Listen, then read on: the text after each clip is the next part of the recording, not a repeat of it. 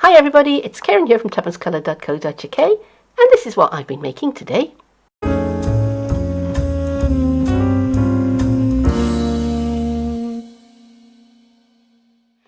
So this is a little wallet that opens up and has a couple of pockets inside and space for a packet of sticky notes. I did have some changes of design direction while I was making this one, so stay with me and you can see where it all went wrong.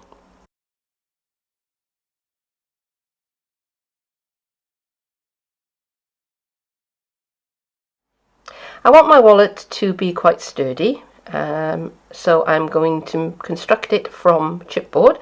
The chipboard I use is the stuff that comes as packaging material when I get my DSP, so it's actually free. It's kind of, I would say, a light to medium weight chipboard. It's a little bit stronger and thicker than cornflake packets, but not as strong as something that I would use to cover a notebook, for example. So I have cut my chipboard. I have one piece that is 3 1/4 by 5 1/4. I have two pieces that are 3 1/8 by 5 1/4. Two pieces that are 5 1/4 by 1/2 inch. Two pieces that are 1 1/2 inches by 1/2 inch. What have I missed? One piece that is 5 1/4 by 5/8, and one piece that is 1 1/2 by 5 1/4. The paper I'm using to cover the wallet is the Mosaic Mood paper, Designer Series paper, and I've cut one piece that is 6 1/4 by 12, and I have scored and folded at 1/2 inch on all four sides. I've got another piece that is, let me measure it, 5, get the ruler the right way around, so that's 5 1/4, and I've left the full, and I've cut this piece which is going to cover the little pocket that the posties sit in. So this is 7 3/8 by 3 1/4, and I've scored at 1/2 inch on one long side, 1/2 inch and 1 inch on both of the short sides, and on the other long side I've scored it at 1 inch and 1/2 inch. So sorry, 1/2 inch and 1 inch. Okay, so I've done that off camera to save a bit of time, because this is can be quite a lengthy project. So I'm going to begin. Move these pieces out of the way. I've written the sizes on them so I don't get them confused. Obviously you don't have to.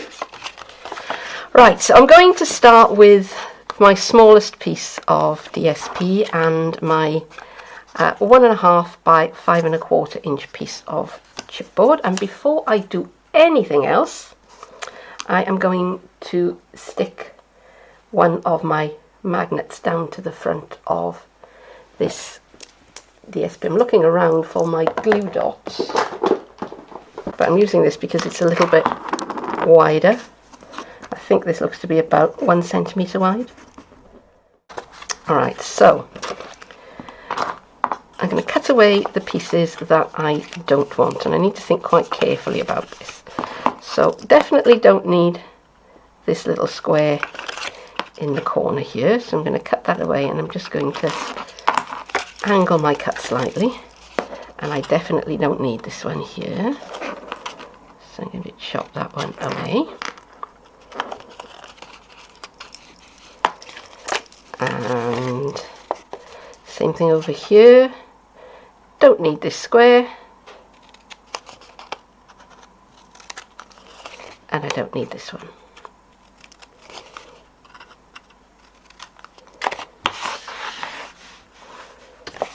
Right, so now I have this shape.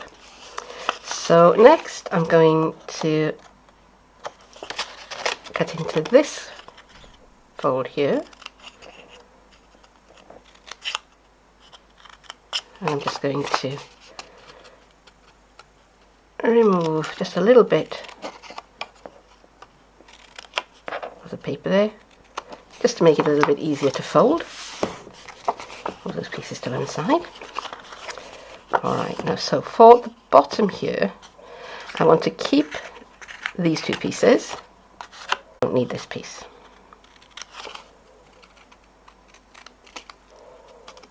So away that goes.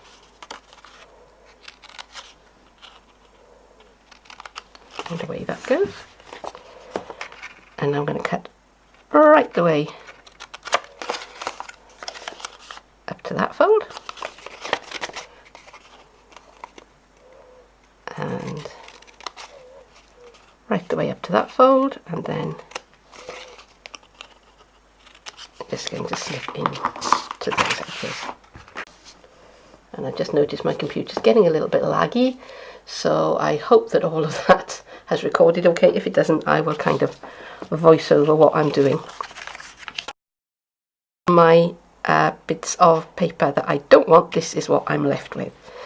So the next thing that I'm going to do, I am going to my large piece of card, or the largest piece of card that I'm using at the moment, with the magnet, and I'm going to stick that in to my paper. Now the paper is slightly larger, very slightly larger than the card, because I found when I made my prototype, if I made it kind of that distance exactly the same as the card, I was struggling a bit to get the paper to do what I want. I've given it a little bit of ease. So that piece where there's just the one fold at the top, that goes down, apart because there's going to be another piece of chipboard that goes in there. So that's one.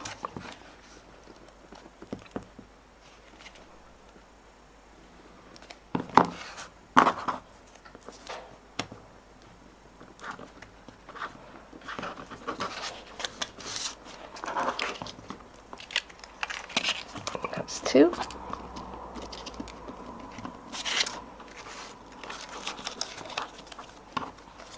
Right, now these two pieces that are left, I'm going to tuck those in.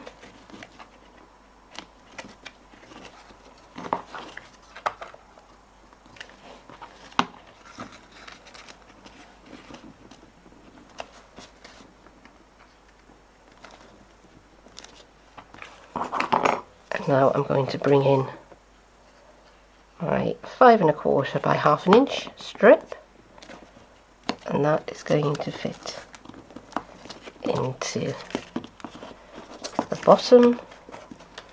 You can see that, just like that.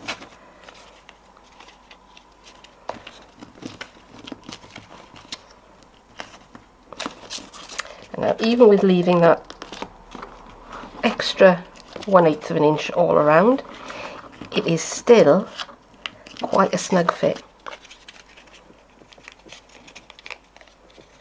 Alright, so that's another reason for using the liquid adhesive, because I can, it gives me a little bit of wiggle time.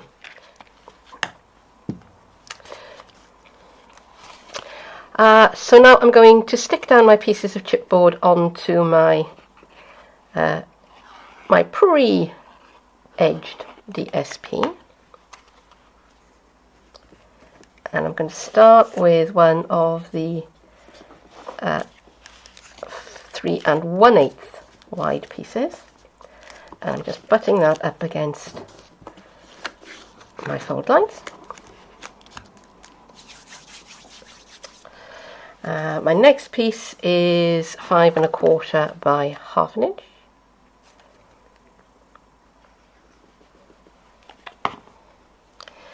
And I'm setting that alongside my first piece, but I'm giving myself a little bit of a gap.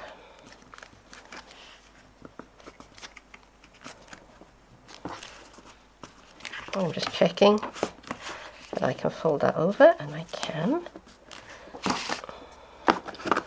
So I'm just going to use my ruler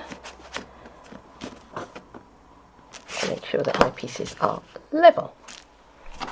Okay, so next piece is Again, a 3 1/8 piece,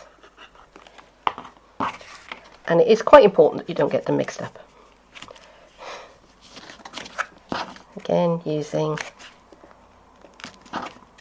those score lines. Now, they're not absolutely 100% essential, but I do find them very helpful. And again, just checking that that will fold. That one needs a little bit more liquid adhesive. This bottle, I think, is almost empty, and I've got emergency adhesive sitting off to one side. So if you suddenly see me change adhesive halfway through this this tutorial, that is why. So how long is this? Yeah, it is a full 12 inches. I did wonder if I trimmed it down, because I do all of my prep ahead of time, or I try to do all of my prep ahead of time anyway,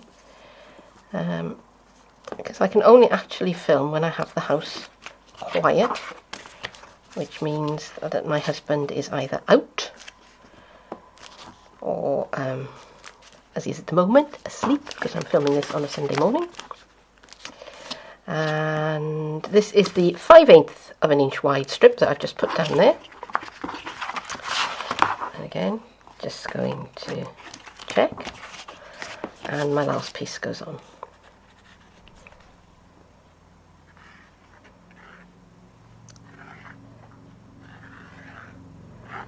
So all of this is going to be covered up. So if you want to go ahead and do like I've done and write the measurements onto your pieces of chipboard, I think that wouldn't necessarily be a bad idea. Alright, so now I'm going to mitre my corners. I'm going to leave a little bit of paper around the corners, so I don't get a bare piece when I do turn it over. But if I do you know what? I'll just cover it with one of those. And same thing over here and over here, just reducing the bulk. And I'm just going to fold those pieces, and I'm just going to kind of snip in just a little bit. I have done this without doing that.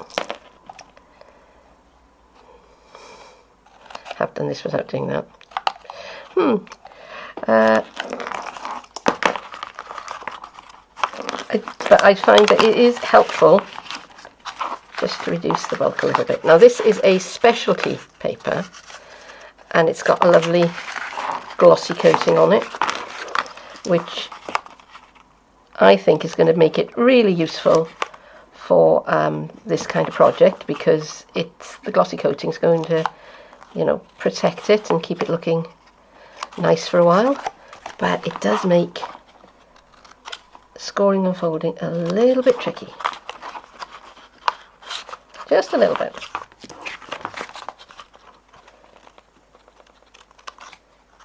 But as I said, this isn't 100% essential, but I do think it helps a little bit.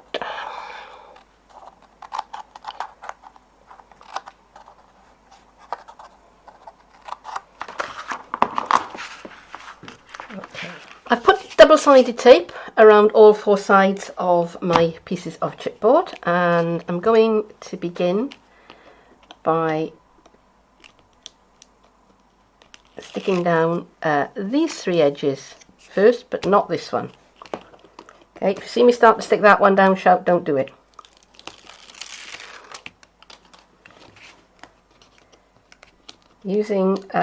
Not using tear and tape for this, not because I don't have any, or because I don't like it, but because I want something that's just a little bit wider. And tear and tape's only 1/4 of an inch, and this I think is about 1/2 an inch, might be a centimetre, not sure.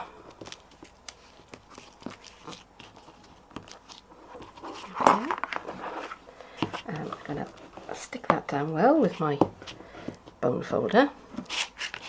Now, it's not having too much trouble because the inside of this paper isn't glazed. The outside of it is. Right, so this is how it's all going to fit together.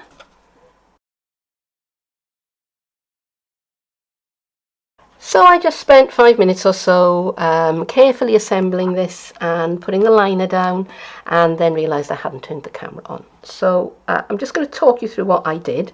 It's very, very similar to what I did for my little covered sticky note holder. So if you want to see it in detail, you can go back and have a look at that. But first thing I did was I realised that I put the magnet in the wrong place. Magnet should have gone there to begin with. So it should have gone onto my first piece of chipboard towards what was going to be the right hand edge or the left hand edge, depending on which way you're looking at it. I stuck the tray down. So I put tear and tape on the 4 little flaps, and I also added some liquid adhesive to give it some strength and put that into place. Then I placed my second magnet by putting it on top of the first magnet, putting a sticky dot on it, closing the box up, and then the sticky dot held it in place so that I could put my liner on top of it.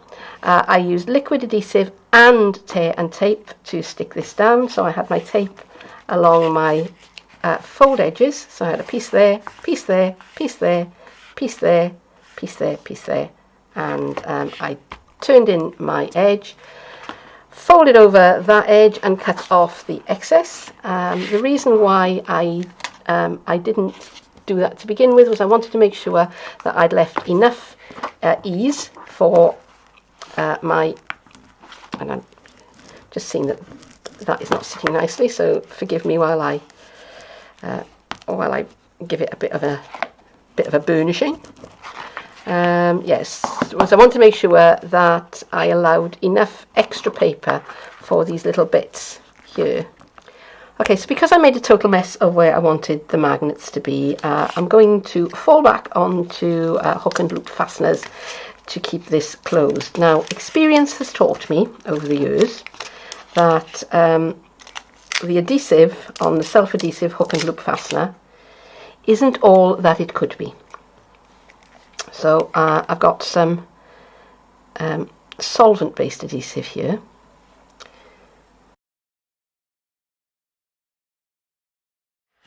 I think I'm going to add in a couple of little pockets for, where's my scissors? There it is. So I've got quite a lot of space here, and to make my wallet a little bit more useful, I'm going to put in a couple of little pockets. So this is a scrap piece that is, I've cut 6 1/4 inches by, start at the right end of the ruler, might help. So that's about 2 and 3/8, 5/8, 2 and 5/8.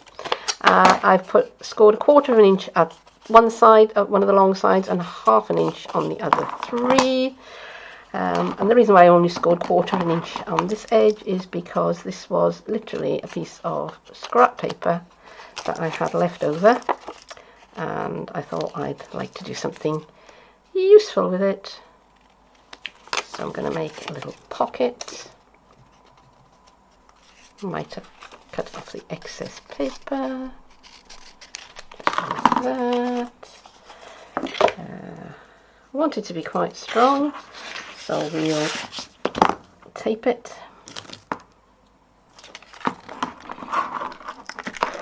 With the 1/2 inch tape. Have I put that in the right place? I think it wasn't terrible. I'm probably going to cut this project down into 2 parts. So we'll have one part that is constructing the main thing, and one part that is doing this. And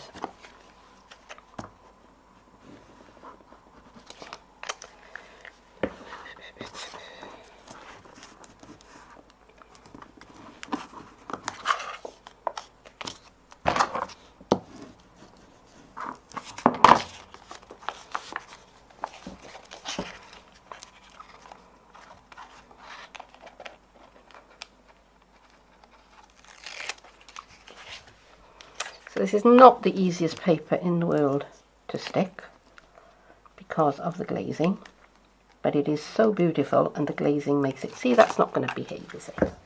Let's go to the emergency adhesive, which is also being a little bit naughty with me today. And where do I want this? So I want it up against this bit of the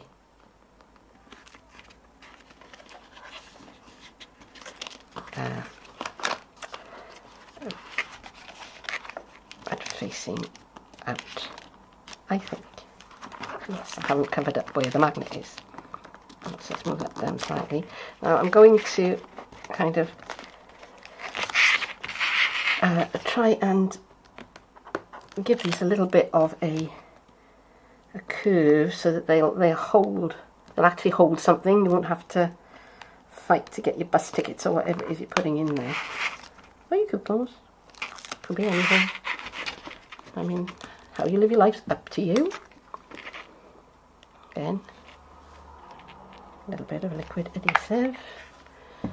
And I just want to put something.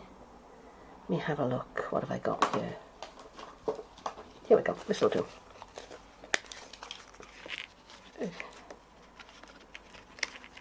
Just as a sort of a spacer, I've just got some of my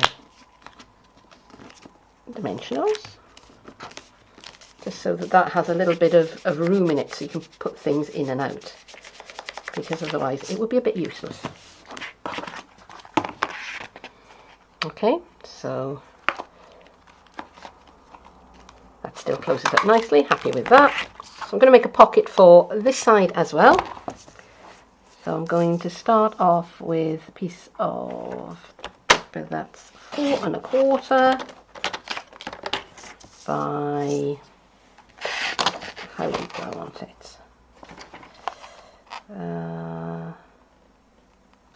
2 inches should be ample, so let's make it 3 inches.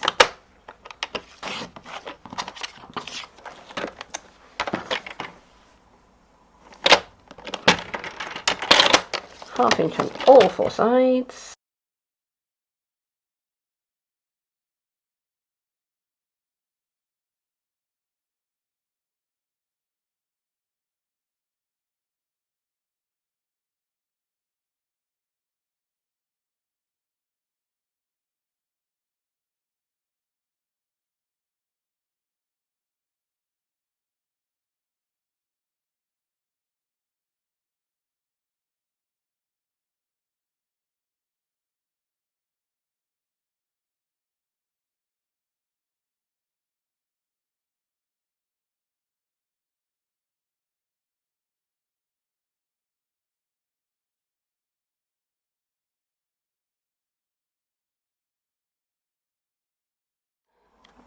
As I was putting the pocket in, I did something that I shouldn't have, and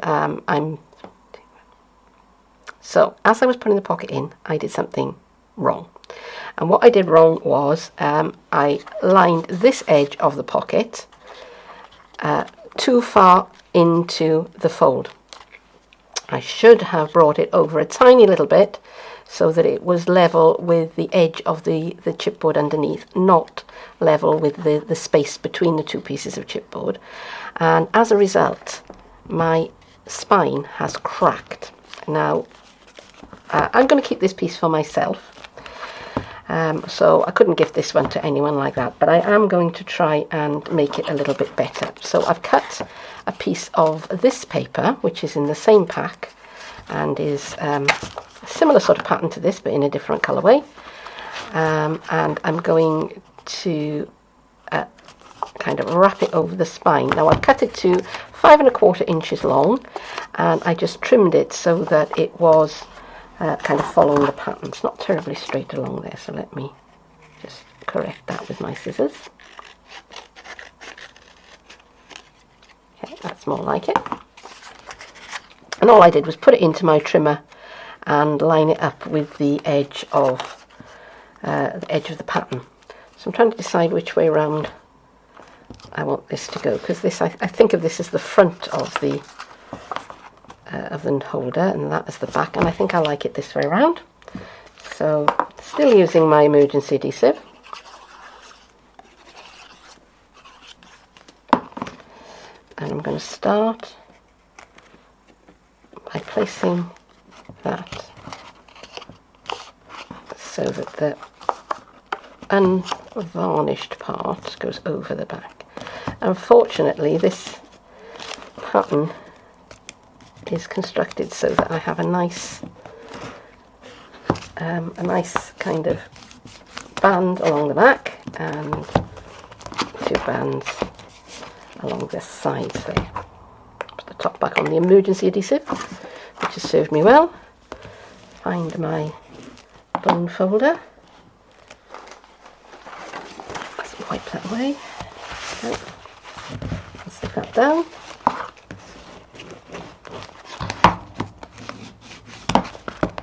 And okay, so although it's a change in design direction, I think that's worked pretty well and has saved the day.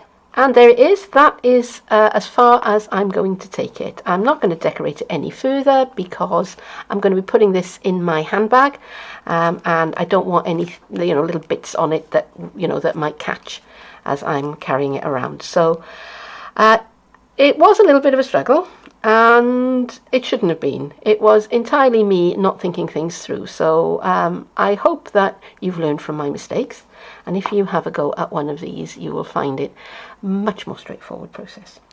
So that's it for today. Thank you very much for joining me, and do come back and see me again sometime soon, won't you? But for now, bye bye.